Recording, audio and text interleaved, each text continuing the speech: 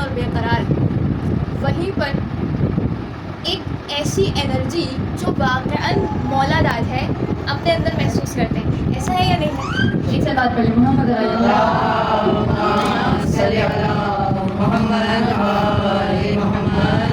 اور یہ اسی حدیث کے سبب ہے کہ جو حضور اکرم صلی اللہ علیہ وآلہ وسلم نے فرمایا کہ اِنَّ لِقَتْلِ الْحُسَيْنِ حَرَارَةً فِي قُلُوبِ الْمُؤْمِنِينَ لَا تَبْرُدُ أَبَدًا.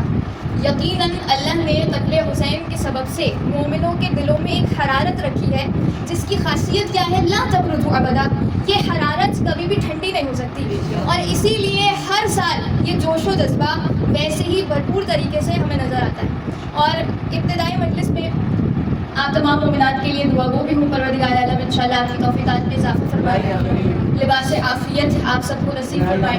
خاص طور سے بانیان کے لیے دعا گو پروردگار خواہش سیموں کو صحت و عافیت عطا فرمائے، اس لیے کہ ایام کے ساتھ ساتھ جیسی انرجی ان میں آتی ہے واقعا یہ ہم سب کے لیے ایک سبق دینے والی بات ہے. یقیناً ایسی انرجی خداوند عالم ہم سب کو خدمت کا موقع اسی انداز سے نصیب فرمائے.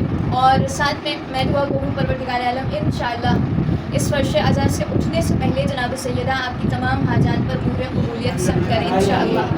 اور ابتدائی گفتگو ہے کیونکہ آج میں موضوع سے متصل ہونے سے پہلے ایک ایسا سوال جو ظاہراً ہم سے کیا جاتا ہے اس کا جواب آپ کی خدمت میں دینا چاہتی ہوں، اور وہ جواب ایسا ہے کہ جو پروردگار عالم خود قرآن میں دیتا ہے. اور یہ سوال ہم سے بار بار کیا جاتا ہے، یہ ہر سال کربلا کا ریپیٹیشن ہے. ایسا کیوں ہے؟ سوال ہوتا نہیں ہوتا ہے، بار بار ہم یہ ذکر کرتے ہیں، ریپیٹ کیا جاتا ہے، کیوں ہم چھیڑ دیتے ہیں یہ ذکر سید الشہداء؟ تو پروردگار عالم نے سورہ ہود آیت نمبر 120 میں ارشاد فرمایا کہ خداوند عالم اپنے حبیب سے ارشاد فرماتا ہے کُلٌّ نَقُصُّ عَلَيْكَ مِنْ أَنْبَاءِ الرُّسُلِ مَا نُثَبِّتُ بِهِ فُؤَادَكَ. پروردگار عالم رسول خدا سے ارشاد فرماتا ہے کہ اے پیغمبر، اے حبیب، ہم آپ کو انبیاء کے واقعات سناتے ہیں، انبیاء کے حالات سے آپ کو آگاہ کرتے ہیں. کیوں؟ مَا نُثَبِّتُ بِهِ فُؤَادَكَ، تاکہ آپ کے قلب میں ثبات قدم آ سکے. غور فرمایا آپ نے؟ یعنی کیا مطلب؟ اے خدا سمجھانا چاہتا ہے اے پیغمبر یہ ایسا نہیں ہے کہ یہ آپ نیا چیلنج کوئی فیس کر رہے ہیں، نہیں، ہمارے جتنے انبیاء آئے ہیں سب نے ان چیلنجز کو فیس کیا ہے اور وہی چیلنجز آپ فیس کر رہے ہیں. تو پہلا جو تاریخ سنانے کا یہ جو ریپیٹ کرنے کا مرحلہ ہے، خدا کہتا ہے اس کی پہلی علت کیا ہے؟ اے حبیب، اس لیے کہ انبیاء کے داستانوں سے آپ کے دل میں ثبات قدم آ سکے، ثابت قدمی آپ کے وجود میں آ سکے. اور پھر یہ جو سوال کیا جاتا ہے کربلا کیوں بار بار ریپیٹ کی جاتی ہے، تو کربلا ایک ایسا معرکہ کہ جس کو جب بھی ہم دیکھتے ہیں، جتنی بار دیکھتے ہیں، بار بار ایسا لگتا ہے خدا کے راستے پر چلنے کا ایمان کبھی ہوتا ہے. یہ ریپیٹیشن اس لیے ہے. اور پھر پروردگار عالم کہتا ہے صرف اتنا نہیں کہ ہم آپ کے قلب میں ثبات قدم عطا کرتے ہیں، قلبی ثبوت اور ثبات آپ کو عطا کرتے ہیں. دوسری وجہ یہ ہے کہ وجاءک بالحق وموعظہ، دوسری وجہ یہ ہے کہ تاکہ آپ تک حق پہنچ جائے اے پیغمبر. اور جب آپ تک حق پہنچے گا، آپ کو حق اور باطل پتہ چلے گا، تو ظاہرہ خود بخود آپ کو حق کے راستے کی پہچان ہوگی، حق کے راستے پر چلنا آئے گا.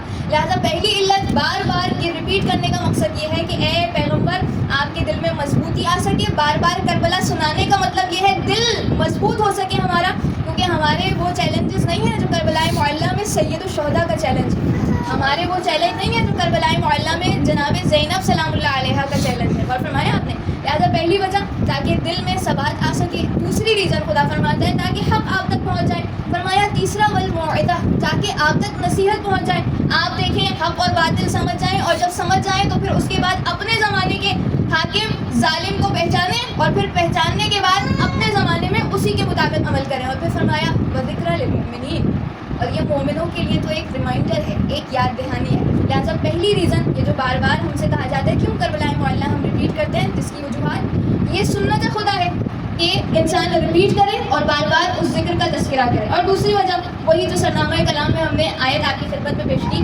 قُل لَا أَسْأَلُكُمْ عَلَيْهِ أَجْرًا إِلَّا الْمَوَدَّةَ فِي الْقُرْبَىٰ. یعنی کیا مطلب؟ کہ رسول اللہ سے اگر کوئی محبت رکھتا ہے نا تو وہ آئے فرش ادا پر. مودت کا حق اسی طرح سے ادا ہوگا کہ جب رسول اللہ غمگین ہے تو امت رسول بھی غمگین ہو جائے. ہم سے بار بار سوال نہ کیا جائے کیوں فرش ادا پر آتے ہیں. اور تیسری ایک اہم بات جو میں قرآن سے آپ کی خدمت میں پیش کرنا چاہتی ہوں، سورہ ابراہیم آیت نمبر 5، جس میں خداوند عالم ارشاد فرماتا ہے وَلَقَدْ أَرْسَلْنَا مُوسَىٰ بِآيَاتِنَا أَنْ أَخْرِجْ قَوْمَكَ مِنَ الظُّلُمَاتِ إِلَى النُّورِ وَذَكِّرْهُم بِأَيَّامِ اللَّهِ. بہت وجہ ہم کیوں ریپیٹ کرتے ہیں؟ فرمایا خداوند عالم نے سورہ ابراہیم میں آیت نمبر 5 وَلَقَدْ أَرْسَلْنَا مُوسَىٰ بِآيَاتِنَا، یقیناً ہم نے بتحقیق موسیٰ کو اپنی نشانیوں کے ساتھ بھیجا. کیوں بھیجا؟ خداوند عالم آگے ارشاد فرماتے ہیں ان اخرج قومک من الظلمات الی النور، تاکہ وہ اپنی قوم کو ظلمتوں سے نکال کر نور کی جانب لے جائے. توجہ ہے آپ کی، میرے ساتھ رہیے گا تھوڑا تھوڑا. لہٰذا فرمایا کیوں؟ اے موسیٰ آپ نے کوئی لمبا چوڑا کام نہیں کرنا، آپ نے اپنی قوم کو ظلمتوں سے نکال کر نور کی جانب لے جانا ہے. اور اس کے لیے اے موسیٰ آپ نے کرنا کیا ہے؟ کوئی لمبا چوڑا کام آپ نے کرنا نہیں ہے، ایک سسٹم پروردگار عالم نے بتایا. وہ سسٹم کیا ہے؟ ایک ٹول دیا.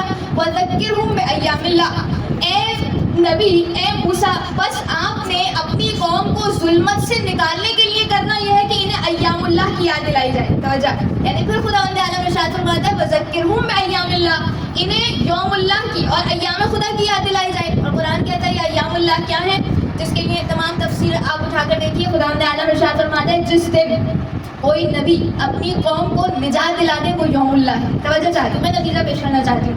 یعنی جس دن کوئی نبی اپنی قوم کو ظلمت سے نکال کر نور کی جانب لے جائے وہ دن کیا ہے؟ یوم اللہ. یعنی کیا مطلب؟ نوح کی کشتی پار لگی، ان کی نجات کو، ان کی قوم کو نجات ملی، وہ دن کیا ہوا؟ یوم اللہ. موسیٰ کی قوم کو نجات ملی، نجات دینے کے بعد موسیٰ نے اپنی قوم کو اس انداز سے ظلمت سے نکال کر نور کی جانب لے گئے، یہ دن کون سا دن ہے؟ یوم اللہ. تو میں سارے مسلمانوں سے سوال کرنا چاہتی ہوں، وہ دن جس دن ایک نبی اپنی قوم کو ظلمت سے نکال کر نور کی جانب لے جائے اور نجات دلا دے، وہ ذکر پروردگار عالم کہتا ہے وہ یوم اللہ ہے اور اسے یاد دلاؤ. میرا سوال ہے کہ جب ایک نبی اپنی قوم کو نجات دے وہ دن یوم اللہ، حسین ابن علی کربلا میں کسی قوم کو نجات نہیں دے رہے، انبیاء کی محنتوں کو بچا رہے. لہٰذا اس دن کو کیا یوم اللہ نہیں کہا جائے گا؟ یہ ایام جو میں اور آپ سکھا رہے ہیں، زندہ باد زندہ باد مردہ باد مردہ باد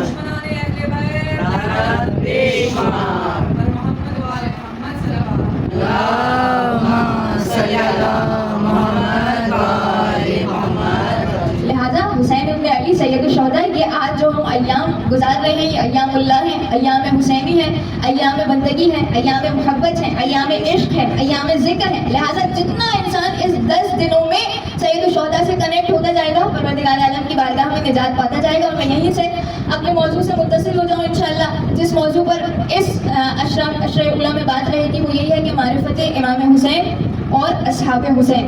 اس لیے کہ جس کے فرش ادا پر میں اور آپ ہیں، ذرا معلوم تو ہو اس ہستی کا مقام اور مرتبہ کیا ہے. معمولی ہستی نہیں سید الشہداء کی. اس لیے کہ جناب یوسف کے بارے میں روایت میں جملہ ملتا ہے کہ وہ موقع کہ ایک دن جناب یوسف اپنے قصر میں ہیں اور آپ قصر میں اونچائی سے آنے جانے والوں کو دیکھ رہے ہیں. اور جب یہ منظر دیکھ رہے ہیں تو ایسے میں جناب یوسف نے دیکھا کہ ایک نوجوان ہے، وہ نوجوان گزر رہا ہے. اتنے میں وہی لے کر جبرائیل امین نازل ہوئے. توجہ، معرفت حسین اور اصحاب حسین. اتنے میں ایک جوان گزرا، جناب جبرائیل وہی لے کر نازل ہوئے. جیسے نازل ہوئے اور کہا کہ یوسف معلوم نہیں یہ جوان کون ہے؟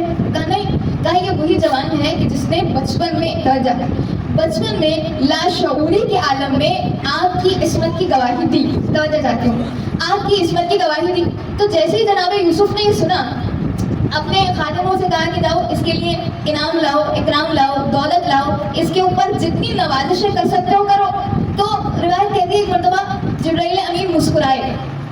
جناب یوسف نے کہا مسکرانے کا سبب کیا میں نے کمی کی؟ کہا نہیں کمی نہیں کی. میں یہ سوچتا ہوں کہ ایک بچہ لاشعوری کے عالم میں ایک نبی کی عصمت کی گواہی دے تو ایک نبی اسے اتنا عطا کرتا ہے، تو وہ خداوند عالم جس کی عصمت کی گواہی شعور کے عالم میں کوئی انسان دے تو وہ خدا بندے کو کتنا عطا کرے گا. اور جب میں عرض کروں کہ وہ ہستی کہ جو شعور کے عالم میں خدا کی وحدانیت کی گواہی ایسے دے کہ محراب عبادت میں ہزار رکعتیں نماز پڑھے اور 25 حج پا پیادہ انجام دے اور زیر خنجر ایک صحرا میں ایک بیابان میں کہے ترکت خلق جبرن فی ہوا کہ پروردگار حسین نے سب کو چھوڑ دیا تیری خاطر.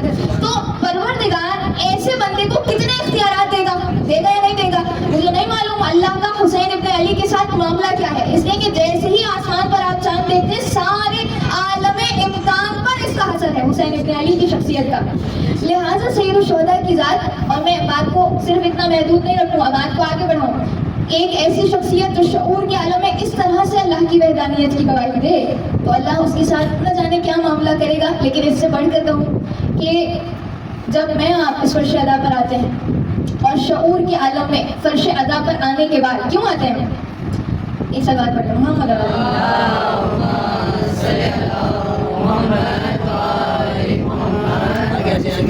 آگے آتے ہوئے بارے دیگر علیہ السلام.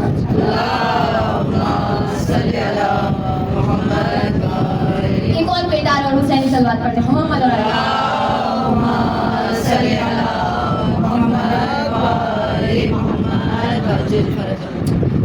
خداوند عالم نے نہ جانے کیا معاملہ حسین سے کیا ہے. یہ اختیار کتنا وسیع و بلند ہے. سارا جہاں حسین کی مٹھی میں بند ہے.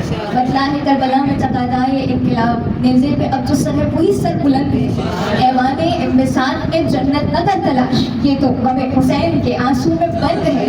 لہٰذا جو آپ فرش ادا پر آئی ہیں نا مومنات، اور کیوں آئے ہم؟ حسین کی مظلومیت کی گواہی دینے. شعور کے عالم میں اللہ نے حسین کو اختیار دیا، اور حسین اپنے اختیار سے آپ مومنات کو کیا دیں گے میں اور آپ تصور نہیں کر سکتے. اس لیے کہ حسین کا بڑا وسیع در رحمت ہے. ایک نگاہ کرم سید الشہداء کا اگر کسی پر ہو جائے تو اس کی دنیا میں بھی نجات ہے، آخرت میں بھی نجات ہے.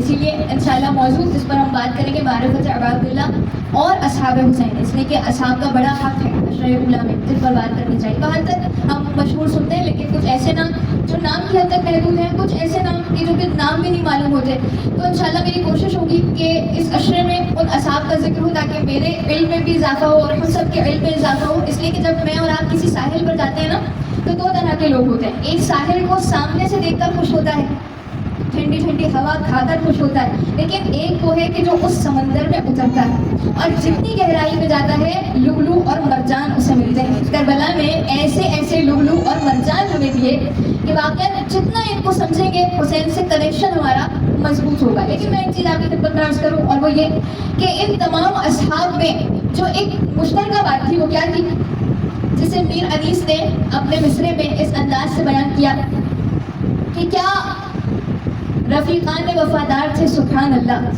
صفدر و غازی و جرار تھے سبحان اللہ، عابد و زاہد و ابرار تھے سبحان اللہ. اور پھر بیت میں وہ کہتے ہیں کہ زن و فرزند سے فرقت ہوئی مسکن چھوڑا، زن و فرزند سے فرقت ہوئی مسکن چھوڑا، مگر احمد کے نواسے کا ندامت چھوڑا. یعنی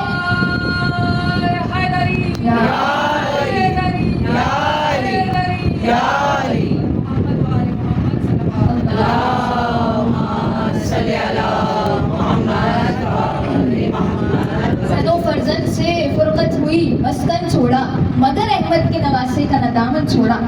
یعنی یہ سب سے مشترکہ چیز، سب کچھ ہے، جری ہے، بہادر ہے، جرار ہے، عابد ہے، زاہد ہے، لیکن جو بنیادی چیز ہے وہ امامت، وہ ولایت کی، اس سے دامت چھٹنے نہ پائے. اور ایک فارسی زبان میں نے ایک جملہ پڑھا کہیں، بڑا خوبصورت تھا، میں آپ کی خدمت میں پیش کرنا چاہتی ہوں کہ ان عالم عشق ہے.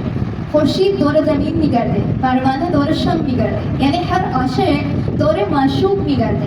ان گردش عاشقانی یہ محور کی خواہد، وہ محور گردش قلب مومن مولا یہ ماست. اور فرمایا آپ نے، یعنی کیا مطلب، یہ دنیا عالم عشق ہے. ایسے ہے سورج زمین کے گرد طواف کرتا ہے، پروانہ شمع کے گرد طواف کرتا ہے. یعنی ہر عاشق کو طواف کی ضرورت ہے، وہ کہیں نہ کہیں طواف کرتا ہے، اور ہر طواف کو ایک محور چاہیے. اور مومن کا جو قلب ہے اس کا اگر کوئی محور اور مرکز ہے تو وہ امامت کی ذات ہے. اور فرمایا آپ نے، لہٰذا امامت سے جتنا میں اور آپ نزدیک ہوں گے اتنا بارگاہ خداوندی میں ہمارا مقام مرتبہ بڑھے گا. اور میں ایک جملہ، کیونکہ آج روز جمعہ بھی ہے، بات کو تمام کروں، معرفت ابا عبداللہ کے باب میں زمانے کے امام کا ایک جملہ، اس بات کو پیش کر کے میں آج کا موضوع یہاں تمام کروں. پھر انشاءاللہ کل سے ہماری بات دوبارہ شروع ہوگی، جس میں انشاءاللہ اصحاب حسینی کا تذکرہ اور معرفت ابا عبداللہ کے باب میں انشاءاللہ ہم قدم آگے بڑھائیں گے. امام زمانہ علیہ السلام،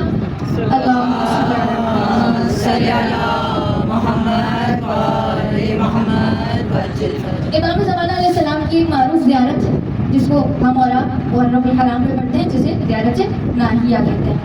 اس زیارت ناہیہ میں امام حسین کے فضائل بھی ہیں، انبیاء کے فضائل بھی ہیں، امام کے مصائب بھی ہیں، تعزیتی جملے ہیں. اور اس زیارت میں امام زمان علیہ السلام کا ایک جملہ ایسا ہے کہ غیر معصوم کیا ایک معصوم کس انداز سے حسین سے کنیکٹ ہوا ہے، وہ میں آپ کی خدمت میں پیش کرنا چاہتی ہوں. جب ہم اس زیارت کو پڑھتے ہیں تو زیارت میں امام زمان علیہ السلام کا سید الشہداء کے لیے ایک جملہ امام فرماتے ہیں، السلام علیکم انی قصدت علیک وَرَجَوْتَ الْفَوْضَ لَدَيْكَ. توجہ فرمائیے گا. زمانے کے امام سید الشہداء کی بارگاہ میں سلام پیش کر کے کہتے ہیں کہ اے مولا، اے عباد اللہ، آپ پر سلام. انی قصدت الیک، میں نے آپ کی طرف رخ کیا. وَرَجَوْتَ الْفَوْضَ لَدَيْكَ، اور آپ کی بارگاہ سے کامیابی کا امیدوار ہوں. یعنی کیا مطلب؟ جو جان عالم ہے وہ رخ کرتا ہے کسی اور کی جانب نہیں، سید الشہداء عباد اللہ کی جانب. یعنی کامیابی کا ایک عجب دروازہ ہے جو حسین ابن علی کھولتے ہوئے دکھائی دے رہے ہیں. لہٰذا امام زمان علیہ السلام کے اور جملے انشاءاللہ ہم آپ کی خدمت میں پیش کرتے رہیں گے. آج کے لیے اتنا ہی کہ جس میں ہم نے اس موضوع کا آغاز کیا اور ایک تمہید آپ کی خدمت میں رکھنے کی کوشش کی، اور انشاءاللہ پروردگار عالم سے دعا بھی یہ ہے کہ پروردگار عالم ہماری اس ٹوٹی پھوٹی کوشش کو اپنی بارگاہ میں توفیق فرمائے، اور یہاں سے جناب سیدہ آپ کو ہمیں بہترین اجر عنایت فرمائے. اور چند جملے مسائل کے جس میں ظاہر ہے کہ بارگاہ امام زمان میں ان کے زخموں کے مرہم کے طور پر کچھ آنسو بہا سکے. اور مجھے سمجھ نہیں آتا آج پہلی محرم ہے کیا بیان کیا جائے، لیکن ایک تصور جو فرش ادا پر آتے ہی پہلے میرے ذہن میں آتا ہے وہ یہی ہے کہ جب زہری نے چوتھے امام کو اپنے گھر میں دعوت دی اور کہا مولا میرے بیٹے کی شادی ہے، آپ تشریف لائیے گا. مولا کہتے ہیں زہری کربلا کے بعد ہم نے خوشی میں جانا چھوڑ دیا. اللہ کہتا مولا پھر میں نے آپ کے بابا کے نام کی مجلس اپنے گھر میں رکھی. ہاں مولا، ہاں زہری تم نے میرے بابا کی مجلس رکھی، میں ضرور آؤں گا. بس ایک مرتبہ مجلس ہوئی اور زہری نے مولا کو ممبر کے قریب بٹھایا. مجلس شروع ہوئی، جا کے مسائل پڑھے، خوب گریا تھا. اتنے میں زہری کہتا ہے میں نے دیکھا اب جو آنکھوں کو بلند کیا مجھے مولا ممبر کے نزدیک نظر نہیں آیا. میں نے سارے مجرے میں تلاش کیا اور ایک مرتبہ دیکھا تو میرا مولا اس مقام پر جہاں عزاداروں نے اپنی جھکیاں. ایک مرتبہ میں مولا کی خدمت میں گیا، میں نے کہا مولا مجھ سے کوئی خطا ہوئی؟ کہا نہیں زہری تو ظاہری آنکھوں سے اس مجمع کو دیکھ رہا ہے، لیکن زہری میں دیکھ رہا ہوں جب سے مجلس عباد اللہ ہوئی ہے فاطمہ زہرا جنت سے اور اس مقام پر جہاں عزاداروں نے اپنی جھکیاں اتاری، ارے ہاتھوں کو بلند کر کے کہتی ہے پروردگار کہ میرے حسین کیا ذرا خدا آپ کے آنسوؤں کو اپنی بارگاہ میں قبول فرمائے. جناب سیدہ آپ کو اجر عظیم عطا فرمائے. دیکھ حسین کے غم میں ایسے تھے بلند بلند آواز سے، اس لیے کہ ابو بصیر گریا کر رہے تھے. ایک مرتبہ چھٹے امام کہتے ہیں ابو بصیر روتے نہیں ہو، کہا مولا رو رہا ہوں میرا نماز در ہے. کہا نہیں ابو بصیر ایسے نہیں جیسے ایک ماں اپنے جوان کے لاشے پر. بس پہلی محرم ہو گئی، وہ قافلہ جو 28 رجب کو چلا تھا بس اپنی منزل پر پہنچنے والا. لیکن میں کیا عرض کروں، یہ 28 رجب کی رخصت بھی کیا رخصت تھی. عزاداروں حسین کی کچھ رخصتیں بڑی سخت ہے نا، ایک اپنی بہن سے رخصت بہت سخت ہے، اپنی گڑیل جوان سے رخصت بہت سخت ہے، لیکن ایک رخصت جب حسین نے مدینہ چھوڑا اور جب ولید کا خط آیا اور مروان نے کہا تھا وہ جملہ کہ یا تو قتل کر دیا جائے یا بیعت لے لی جائے، اور اس موقع پر میرے مظلوم امام نے دربار میں ایک جملہ کہا تھا نا اس میں اتنی ضرورت ہے کون مجھے قتل کرے گا، بس حسین کی صدا بلند ہوئی. آپ جانتے ہیں نا صدا بلند ہونی تھی، ایک جوان اسی موقع میں دربار میں آیا اور وہ کوئی اور نہیں ابو الفضل عباس کی ذات تھی. پکار کر کہا کون ہے جو میرے مولا واپس سے بلند آواز میں بات کرے.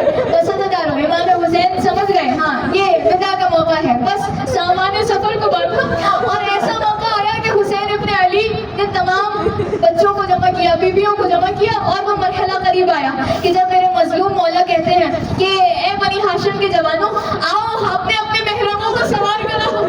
بس عزاداروں ہر ایک وارث آگے بڑھتا گیا، بیوی کو سوار کراتا گیا. میں جملہ کا راوی کہتا ہے میں دیکھ رہا تھا اب ایک ایسی بیوی جو بہت قداور تھی اپنے گھر سے باہر نکلی، 18 بنی ہاشم کھڑے ہوئے اس بیوی کو سوار کرایا. میں کہوں بیوی اس سواری کو بھول جائیے گا اس لیے کہ 11 بڑی غربت کے عالم کو زینب سوار ہو گئی. اجرکم علی الزہرا، خدا کوئی غفلت اسماعیل نبی حسین کے. عزاداروں آخری جملہ جب سب سوار ہو گئے اور بنی ہاشم کے جوانوں سے بھی مولا نے کہا کہ اب آپ سب بھی سوار ہو جائیے. اس کے بعد